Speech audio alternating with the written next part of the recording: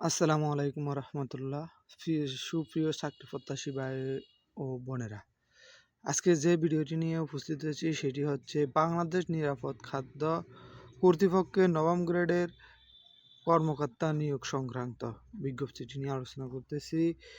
এই এই নিয়োগ বিজ্ঞপ্তির পরীক্ষাটি অনুষ্ঠিত হবে 24শে জানুয়ারি অনুষ্ঠিত হবে।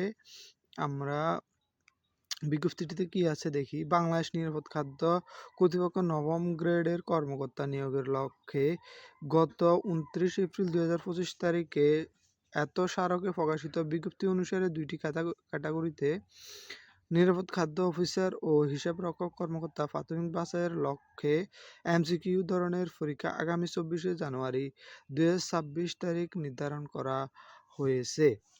বর্ণিত প্রচ্ছমে আবেদনকারীগণ 12 জানুয়ারি 2026 তারিখ হতে প্রবেশপত্র ডাউনলোড করতে পারবেন এবং এমসিকিউ পরীক্ষা উত্তীর্ণ প্রার্থীগণ পরবর্তীতে একই প্রবেশপত্র দিয়ে লিখিত পরীক্ষা, মৌখিক পরীক্ষা প্রযোজ্য ক্ষেত্রে অংশগ্রহণ করতে পারবেন।